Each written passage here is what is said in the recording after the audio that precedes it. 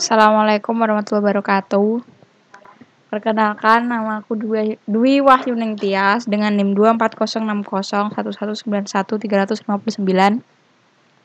Kali ini akan ngejelasin ADT tentang faktorial secara rekursif. Pertama di driver main.h-nya dulu. Seperti biasa kita definisiin dulu semua fungsi-fungsi yang akan kita pakai. Ini seperti di diktat struktur data Ingriyani Lim halaman 103. Di sini saya hanya bakal ngejelasin tentang yang fungsi-fungsi yang tidak salah. Karena kalau fungsi salah, kalau di itu juga tetap salah kan. Selanjutnya di sini ada factorial.c. Ini semua fungsinya dapat dilihat di diktat ya. Cuman kita harus ngerubah dari bahasa natural ke bahasa pemrograman C. Bisa dilihat sendiri. Di sini intinya tuh faktorial akan mengirimkan nilai n sesuai dengan definisi faktorial. Misal faktorial itu kan misal faktorial dari 3, berarti kan 3 kali 2 kali 1. Maka hasilnya kan 6. Misal 4 berarti kan 4 kali 3 kali 2 kali 1, hasilnya kan 24. Seperti itu. Namun di sini faktorial sendiri ada 4 macam. Bisa dilihat sendiri ya codingannya. Selanjutnya ada factor. Factor ini mengirim n sesuai dengan definisi faktorial, versi iteratif dengan mekanisme eksekusi rekursif. Di sini juga sama faktorial, namun cuman beda di proses atau prosedurnya atau codingannya. Di sini factor ada 2. Langsung aja ke mainnya. Di sini include factorial.h. Kamusnya ada integer a, b, c, d, e, f. Terus caranya kita definisiin dulu parameternya. Di sini kan cuman butuh satu parameter. Di sini aku pakai a, terus masukin angkanya a sama dengan 3 yang masih bisa dijangkau atau dihitung. Jadi ketahuan itu akan salah apa enggak. Selanjutnya di sini b buat faktorial 2-nya. Di sini ada c buat faktorial 3 dan d buat faktorial 4. Nah, di faktorial 4 ini parameternya ada 2, enggak seperti faktorial 1, faktorial 2 dan faktorial 3. Di sini ada faktorial d sendiri yang kita cari faktorialnya berapa dan f. F di sini untuk memudahkan iterasinya. Atau f ini adalah output. F ini adalah output atau hasil akhirnya. Selanjutnya ada factor. Di sini iterasinya ada A, B, C. Di sini aku masukin yang dicari 3, B ini 1 dan C ini 1 untuk membantu iterasinya. Terus F ini adalah hasilnya. Terus factor 2 dengan parameter 3 parameter kan. A itu yang kita cari. B itu untuk memudahkan iterasinya dan F di sini adalah hasilnya. Selanjutnya langsung aja kita compile buat ngebuktiin hasilnya. Berarti ini kan semua kan 3 kan. Berarti kalau ada yang beda dia salah.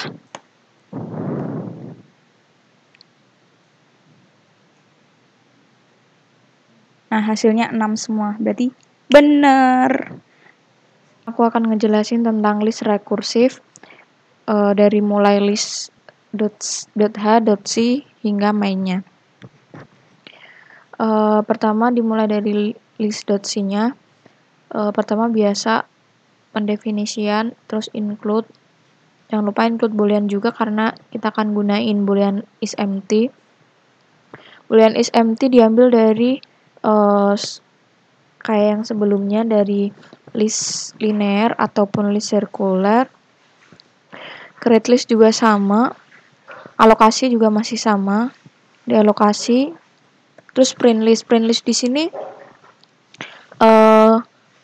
setiap elemen list akan di print dengan algoritma if tidak is empty maka akan di print.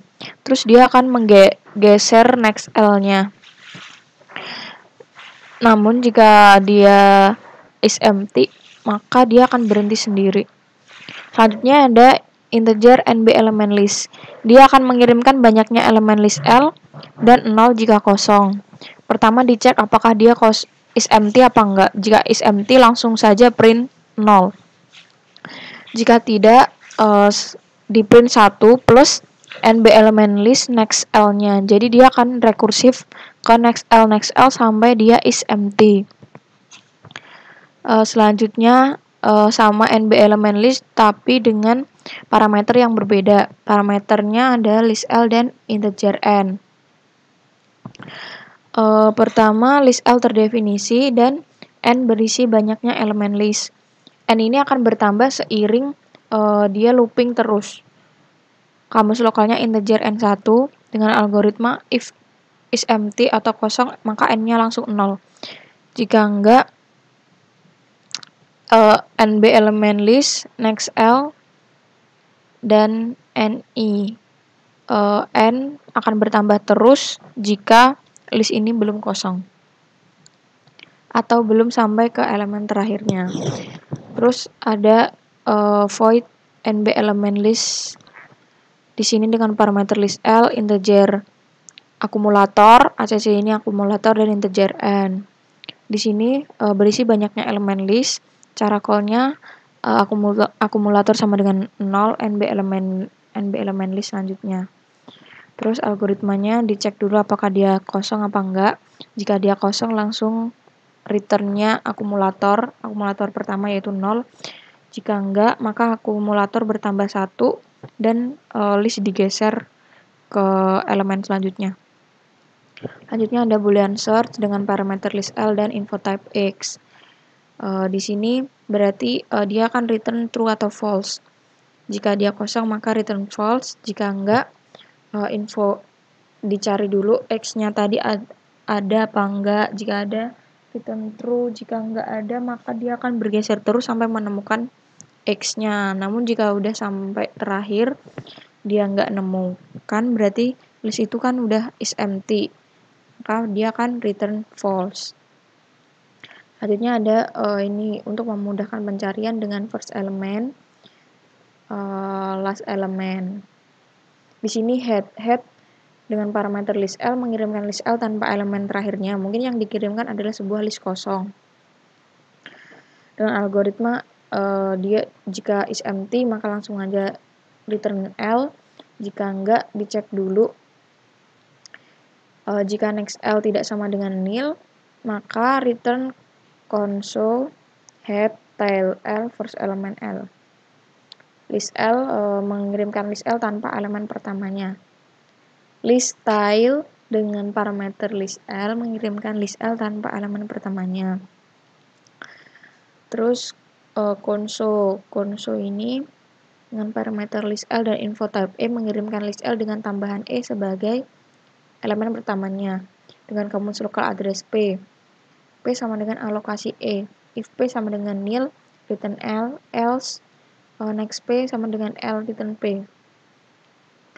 List console dengan parameter list L dan info type E mengirimkan list L dengan tambahan E sebagai elemen terakhir. Jika alokasi gagal mengirimkan L. Bisa dilihat sendiri algoritmanya. Selanjutnya ada list copy. Dia akan mengirimkan salinan list L. Jika alokasi gagal, maka dia akan mengirimkan L. Dicek dulu apakah dia list kosong apa enggak. Jika list kosong langsung return L. Jika enggak, maka dia akan console copy tail L first element L. Mengcopy ini sama kayak copy. Namun parameternya berbeda. Dia parameternya list in dan list L out. Nyalin L in ke L out.